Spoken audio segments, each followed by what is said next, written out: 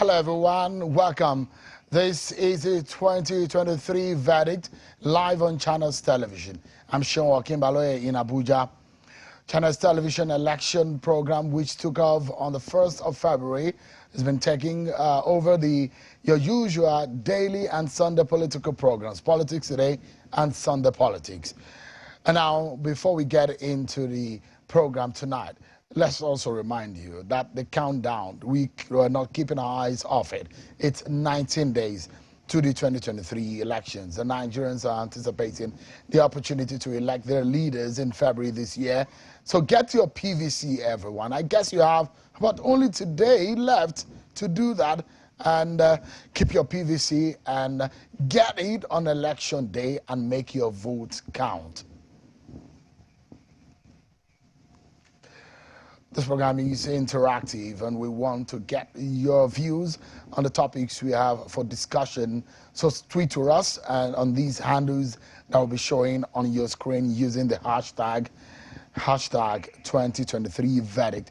Or for those of you who want to send an email to 2023verdict@channelstv.com. And don't forget to be part of the poll which we have put up. It's the 2023 verdict poll.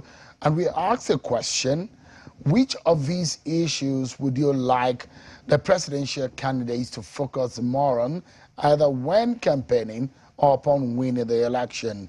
And so those options are there: security, the economy, corruption, and electricity. And also you can send some of your responses via email, 2023verdict@channelstv.com. We've been seeing some of your emails and some of your response, and we get the result of the poll tomorrow. So you have an understanding what the aggregate of those who participated in the poll and those who send a message, what they would like the candidates to focus more on in this election. What a moment in Nigeria's history it's been.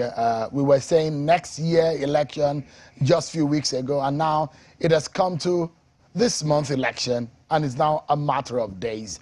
Our focus tonight is on the big stories, and let's get a feel of the political temperature. And here is the state of the race right now.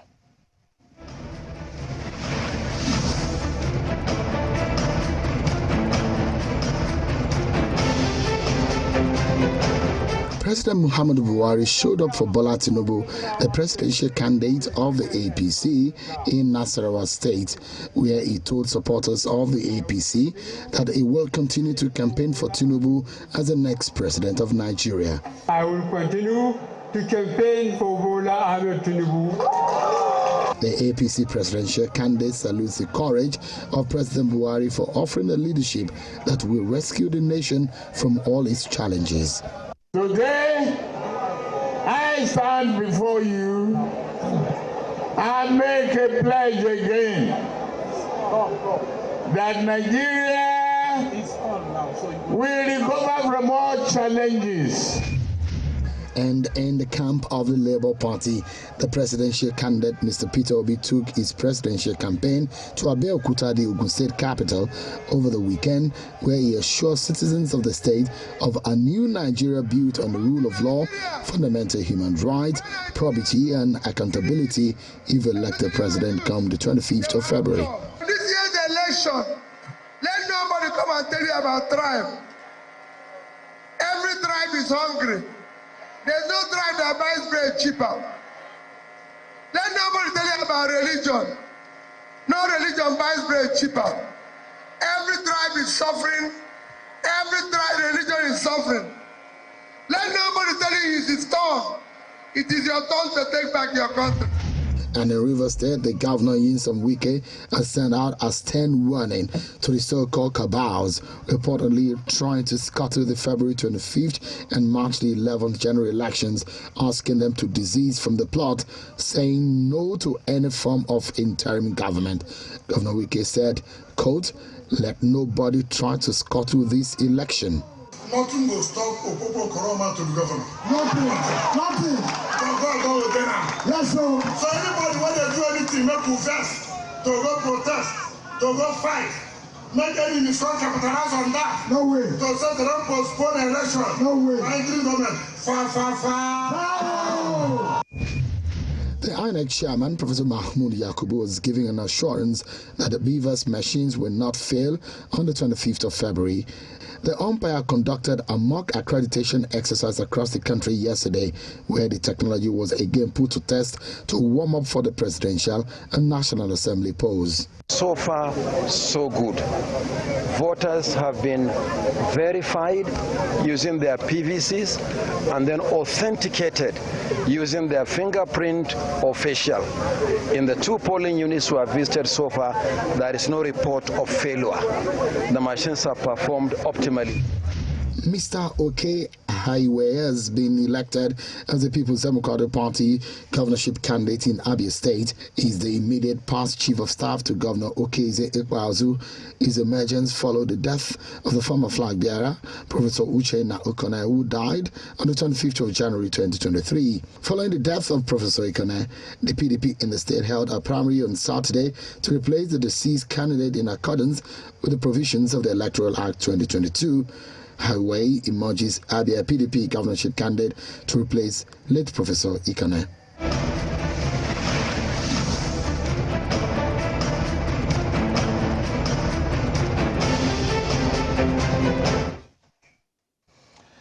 A few issues for discussion tonight, everyone, from the internal wranglings in the APC to the tricky intrigues of the race and the question of who is likely to be Nigeria's next president, and a very dicey interplay of wits between the political parties on policy issues.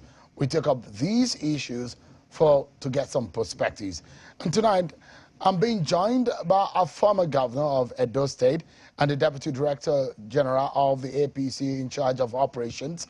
And of course, he's running in the election also as well in his senatorial district on the platform of the APC. He's the past national chairman of the APC. Comrade Adams Oshiomhole joins me here in our Abuja studio. Thank you so much for joining us in our election studio. This is your first time in this studio. Again, thank you for having me and congratulations for a very beautiful studio. Thank you so much. Appreciate it. Let's get it started. A lot has happened in your party recently, which we've been hearing a lot of the leaders speak about. Some of these has brought up a lot of issues, big ones. Big question mark on the internal health of the APC. And it's shown these internal wranglings and it's very vivid. How would you describe the situation now? To be honest, I don't know specifically what you are referring to. Because as far as I'm concerned, and to the best of my knowledge, APC is very healthy. We have internal cohesion. We have all our senior party leaders working together, from the president to all the 22 or 23 governors elected on APC platform, to all our senators, all the members of House of Rep, whether those who lost primaries and those who won. We are all working together, and we are on record as having the opportunity of hosting people who didn't win the primaries and who, in spite of that, are actively participating in the campaign. So when you say there is internal problem, some hate within the APC, you need to explain, please. Did you watch the interview of Governor El-Rufai on channels? Oh, yes, I did. So does that give you any inclination as to perhaps the ongoings in your party? I think what El-Rufai was talking about is not so much about our party. I mean, if you dissect it and you problematize and interrogate the essence of what he was saying, what I understand is that El-Rufai rightly, like all Nigerians, wondered why and who is responsible for scarcity of PMS and other petroleum products. Of course, truth be told, it is not the first time we're having it, but it appeared to be far more severe this time and almost totally nationwide. And the consequences is such that even myself, my humble self seated here, I have been campaigning in villages and wards and communities across Edo State. And in one location, I ran out of fuel and I had to pay 1,000 Naira for a liter. Now, that is not funny. Somebody is responsible for that. And as we speak, we are spending almost 7 trillion Naira. The Minister of Finance speaks to the fact that we are spending about 7 trillion Naira for subsidy. And yet, most Nigerians found themselves paying much more than what the market rate will be. And yet, you have petroleum equalization fund. So people are responsible for this. Now, if we thought, okay, this is not unusual that we have fuel scarcity, even from the days of the military, all the way to Obasanjo's government, to Yaradua, to Jonathan. So we can say this has become a perennial problem, but that doesn't make it acceptable. The second is what is obviously not a coincidence. The decision of the CBN to change the colors of the currency, of some of the currency, or so-called currency redesign. And again, that is not new.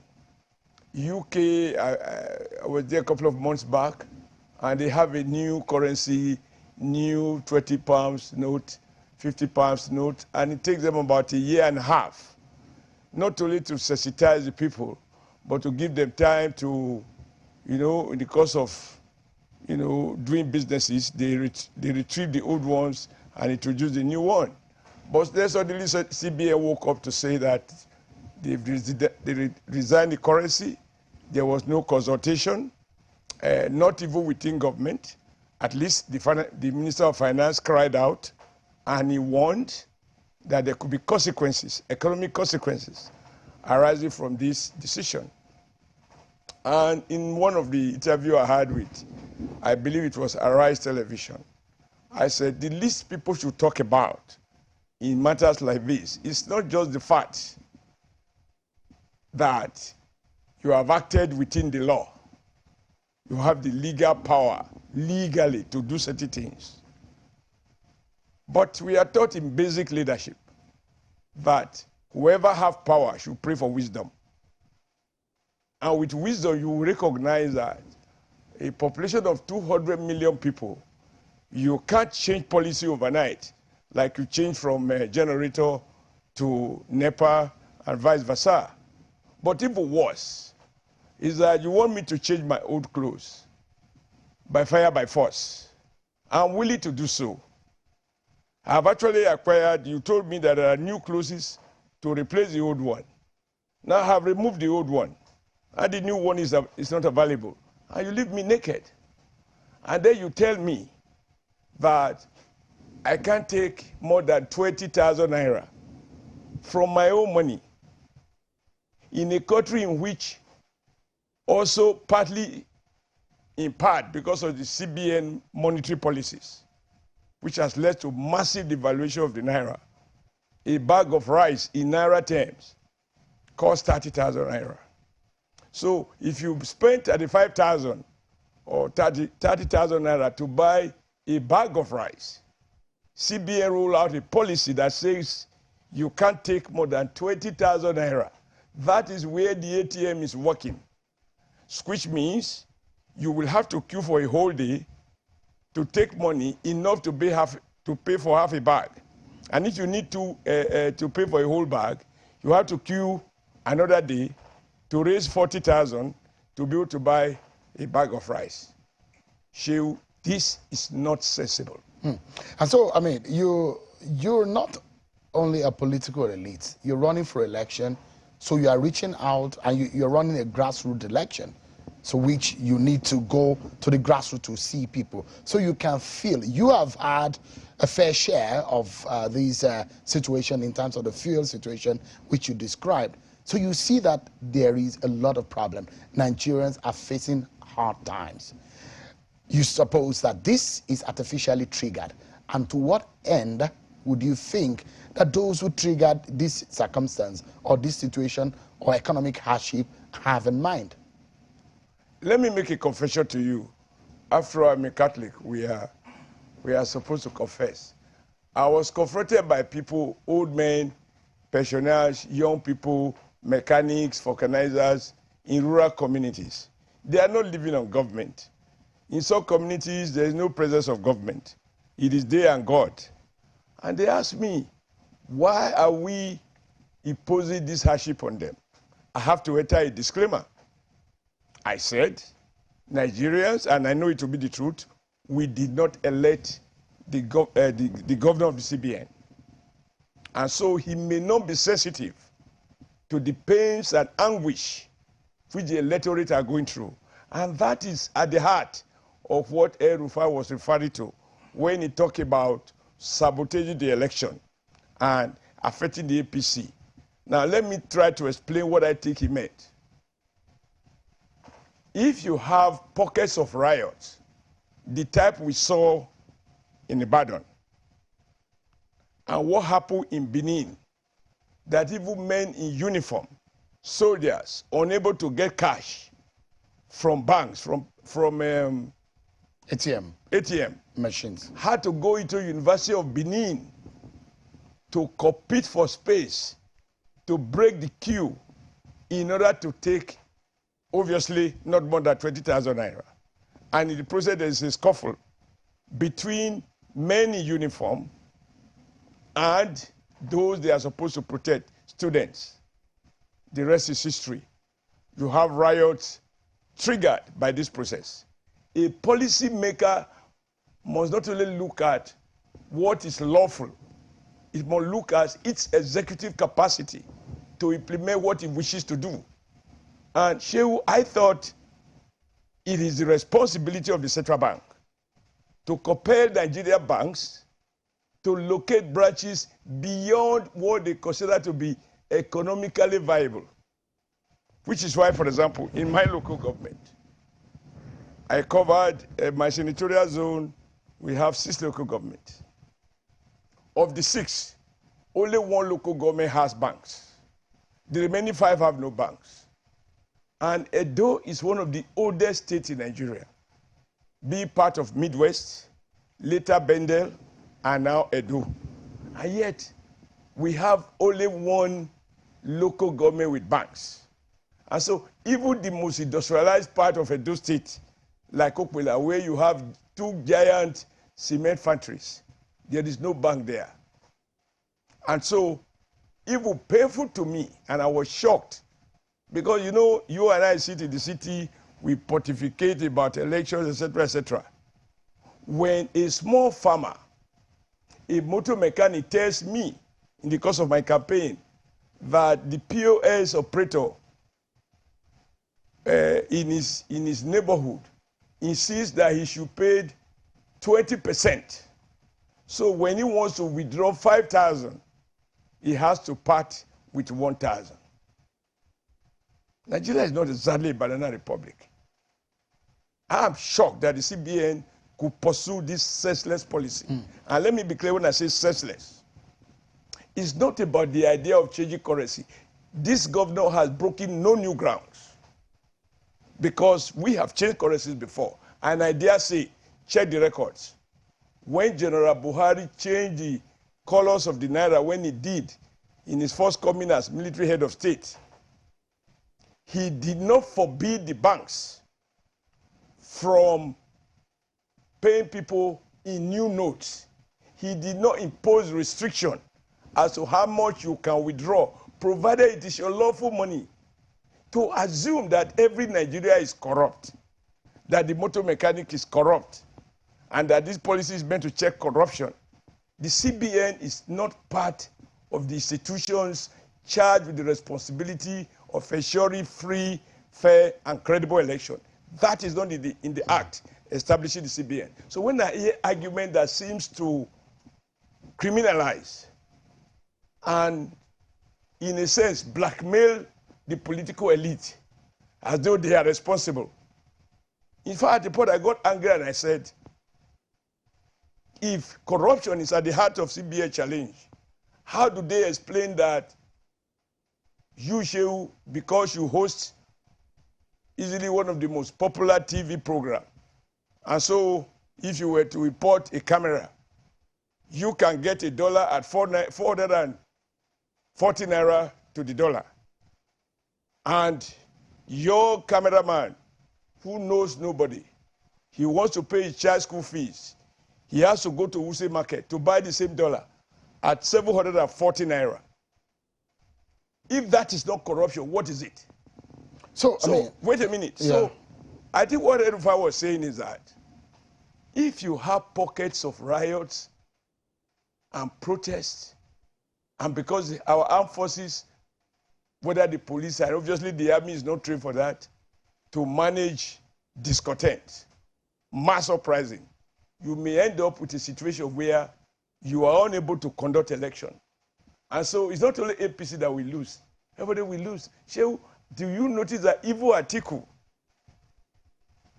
appeal for extension?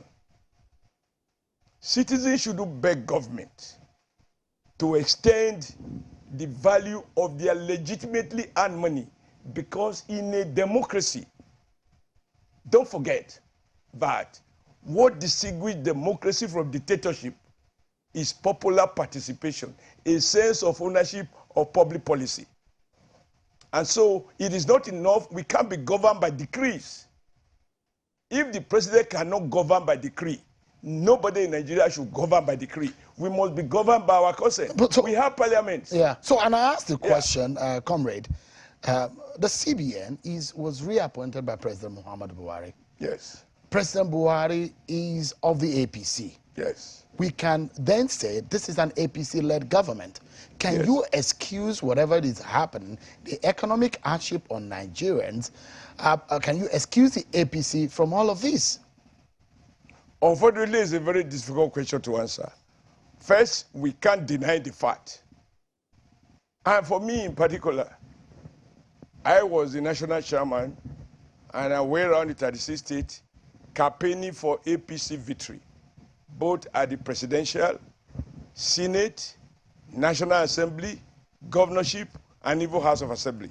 So I cannot order any guys pretend or even attempt to delete myself from the APC. And even now, I am a candidate on APC platform. And I'm not ashamed about that. But having worked as chairman, which enabled me to work directly, to relate directly with the president, I know the trick that the CBN played. Because we have a president who has told the world, and I believe he was right, that if Nigeria does not kill corruption, corruption will kill Nigeria. And he meant it. Even in informal talks, we do say that if you want the president to accede to something, you must assure him that what you want him to approve will not in any way translate to a corrupt practice. So I can guess, because I wasn't there, that in obtaining the approval which the president said he gave, I believe the CBN deceived the president by amplifying the need to have a corruption-free electioneering, as if election is the only project that this president has responsibility for. Because once you tell the president that, you know, we have to remove corruption from our electoral system, we must prevent vote buying, and by changing currency, those who have stock money, they will be trapped, and election will be free, fair, credible, no vote buying. The President Buhari that I know will have no difficulties in agreeing. So however, wait, Shehu, the CBN governor knows better than that. He knows better than that. He knows that, I mean, even to talk of vote buying, I'm sorry to say, and I don't want to be misunderstood, but I'm not saying anything new. Somebody said so recently.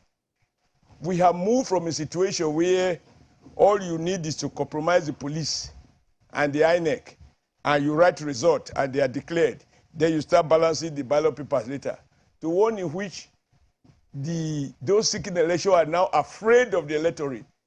If people say you are buying vote the way you bribe the police, you bribe people you are afraid of. Even that, it's not as bad as where we are coming from.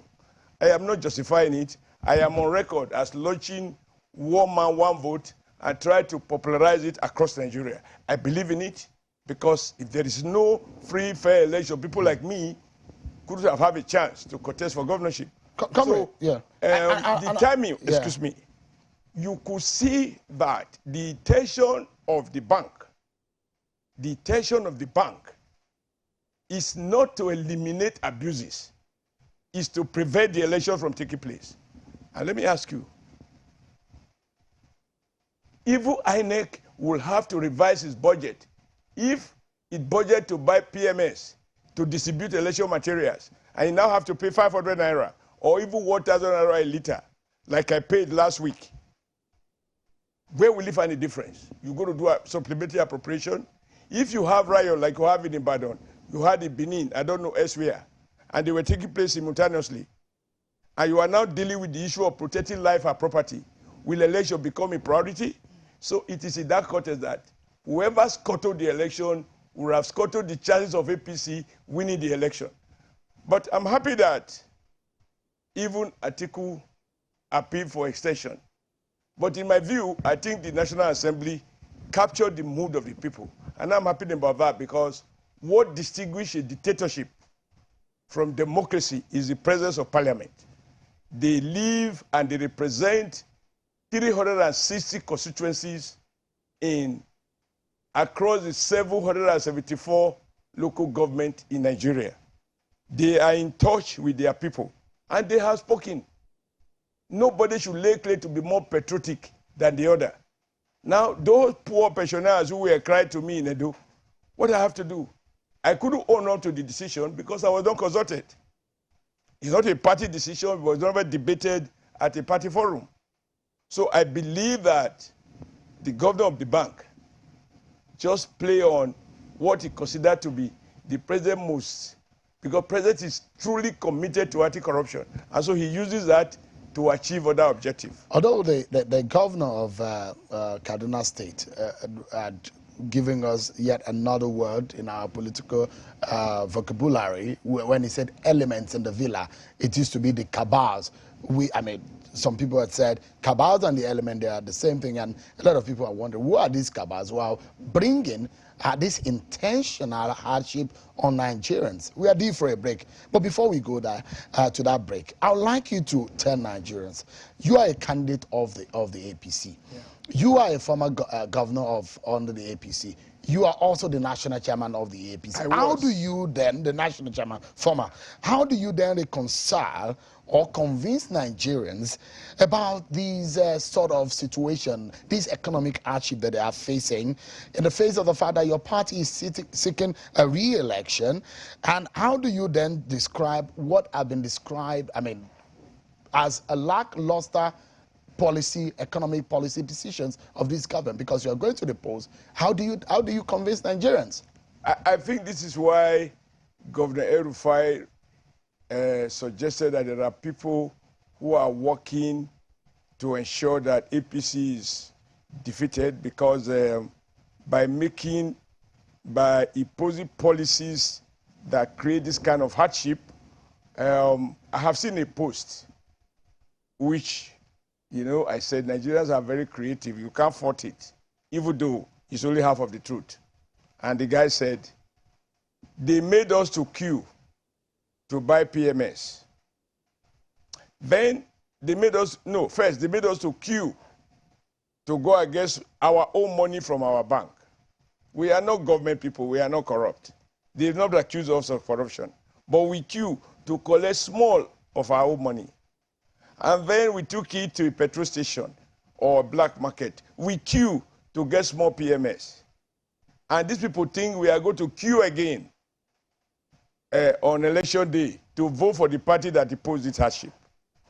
And so this is the basis of Governor El-Rufai's conclusion, that those behind it, and I don't want to talk about elements in the village. I like to speak to faces. Some people may not like it, but it is better you measure names so that you do not, how we measure CBN governor, and he asserted his power under the law. he didn't say he was acting under pressure. So I prefer to believe him that the decision is the product of his own womb. Ill-conceived, ill-thought-out, poorly timed to create the hardship. I'm sorry to say, because it's not a secret that he wanted to contest and he paid 100 million for APC nomination form. And the president directed that all those who want to contest election should withdraw from the race. I mean, they should resign.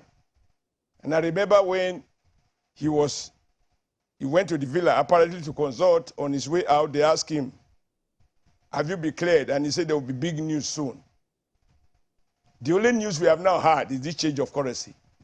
We have not heard the news why he didn't proceed with his candidate. So not a few, listen, not a few wondered whether Governor Mefule is angry with people like us who are in APC, whose form he bought, even though I'm not responsible for the selling and the buying of the form, and that he could have chosen a policy that would discredit the party. Right. And unfortunately, everybody knows President Buhari's constituency in Nigeria is the army of the poor. The elite has never supported him. We are different. And it is these poor people who are hit the most by this policy. We're due for a break, comrade. We'll continue our conversation. Some people have described President Buhari's campaign in Nasarawa as a boost for Bola Tinubu. How that came about, some of the controversies and the intrigues that have come up in the run-up to this election. We take that up when we return from this break, everyone. Stay with me. We'll be right back. Thank you so much, everyone, for staying with us.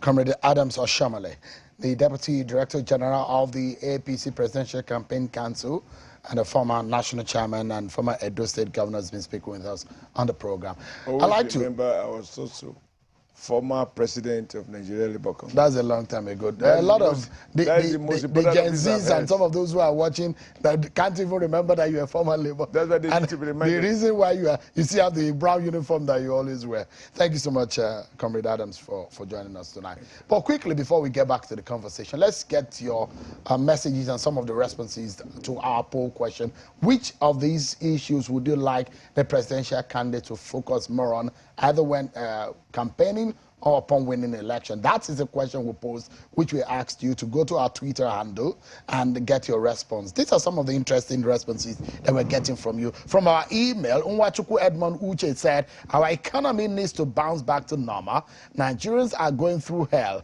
Yet some citizens still making wrong decisions and choices of whom to vote. The Nigeria we all loved and cherished before still lies in our hands to restore it back. Then Sydney Benedict is the long one into our email, but I'm just going to read the first or second and the second paragraph. It says, security, I believe, has been a major challenge and we continue to be for the foreseeable future. A great portion of the problem we'll face in Nigeria being the result of a bad and decayed security infrastructure. That's Sydney Benedict. On Facebook, AGK Stanley Aneke says, with no exception to a particular one or few, whomever emerge as the next president must focus on the 4 points agenda mentioned, which are the options that we put before you. That's AGK Stanley Aneke on Facebook. Ayene Folonisho on Twitter said, sadly, people are voting for the economy when corruption is the foundation of economic crisis in the country. And maybe one more. And Mazi Chukwebe Chukuchu Chibueze says the Nigerian problem is corruption. When addressed, the problem of other sectors will be solved by 50%. Thank you so much to all of you that sent in some messages. Keep it coming. And tomorrow we'll let you know how much of the aggregation of your votes on the poll that you've put in. Let's get back to the conversation. Comrade, were you surprised that President Buhari showed up at the Nasarawa rally? Not at all. On the contrary, I was surprised that people who like to twist facts and who behave as if they have no memory or they are in another planet try to make issues out of nothing. President Buhari is the chairman of Bola Ahmed Tinubu campaign organization. He announced it by himself that he accepted and that he would chair and he had been chairing the organization, the campaign council. Number two, he also said he's not going to ground government.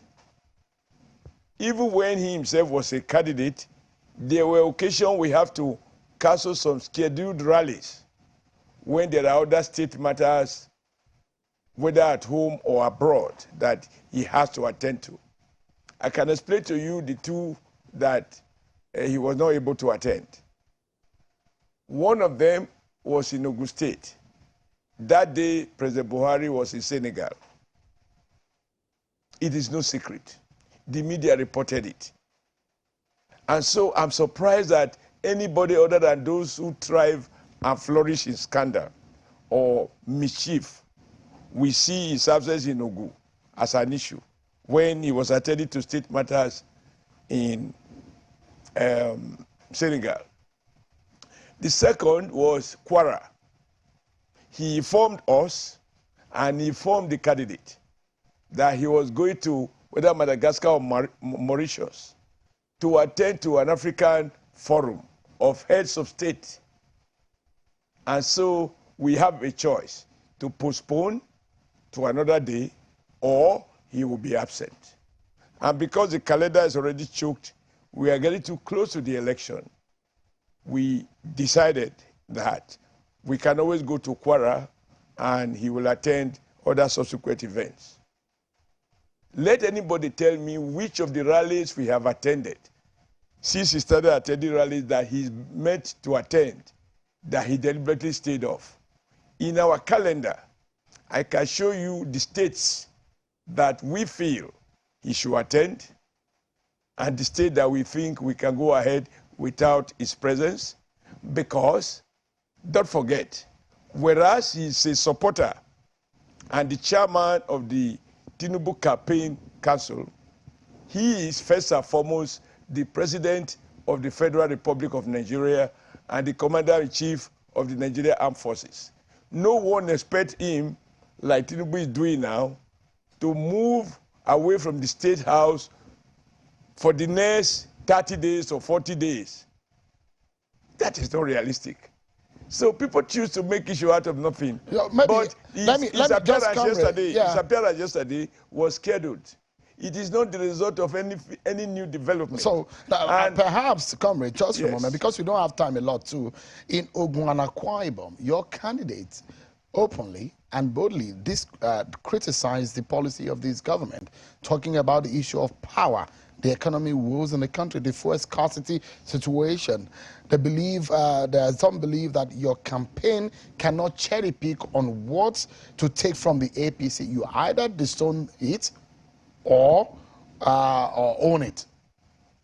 With all due respect, those who speak like that, they are poor students of politics. Even in the US, since we choose to celebrate the fact that our presidential system is modeled around the US presidential system, you do not have two presidents of the Democratic Party pursuing the same policies. Shehu, I have watched channels. I have watched Arise television. Let me limit myself to those two. When they analyze, for those who don't have direct access to CNN or Fox, which are based in the US, how President Trump decided to veer off the tradition, quote, of the Republican Party, even as a sitting Republican Party president. What Biden is doing today are not exactly the same policies that Obama pursued, even as they are of the same party. What makes presidential system different is that individuals come with their own ideas, and happily so, because the situation we are dealing with is not static. Now, the power sector was not privatized in the manner that it was done by President Buhari, When PD privatized it and handed it over to their friends and relatives who know next to nothing about power generation, I, as governor of Edo State, and Uduaga, as governor of Delta State, we did a press conference denouncing Jonathan, President Jonathan, and the PDP for the manner in which they privatized power. Not that we were opposed to the idea. Even worse is that they tied the hand of the next government by entering into an agreement which says you cannot review what they've done until after a certain number of years. But, comrade, 5 or 6 years. comrade, unfortunately, no, we're out of time. Just for a moment, we're out of time. Don't ask questions that I cannot explain. No, just for a moment, we're out of time. And you mentioned the PDP, who have now described your campaigning as childish and not statemently. If you can conclude on that note, just in 30 seconds, what do you say to that? It takes a childish party, a party that chooses to change its name without being baptized, as they tried to do after they lost out of power after 60 years. After Atiku Abubakar confessed that they spent $60 billion and that they paid all the contractors, they did not deliver power, and no contractor is being prosecuted. It is childish for people who have involved themselves in the kind of thing that they were doing in PDP that brought Nigeria aground. Nigerians would have chased PDP out of power if they were performing well. And PDP is on record talking about being childish. It is only under PDP government that a vice president childishly fought with his president over how they share the money for equalization fund. It is only under childish PDP that, you know, a city vice president decamped from the party under which it was elected, even though it is back to that party now. I don't think you should take the word of opposition. All right. You quote them authoritatively as if you are citing. Those are the ones because you are in competition with them. Yeah. But when they go low, at least you should go high. No, you are competing with them. Now you have forced me to go low because if I don't, sometimes like Wike said, you slap me, I slap you. Comrade Adams Oshiomhole, thank you so much indeed for coming tonight. I appreciate it. You're welcome. Well, that's our show for tonight. Don't forget to keep those messages coming. Thank you, everyone, for watching. I'm Oshiomhole Maloye. I'll see you tomorrow at 7 p.m. Bye for now, and God bless Nigeria.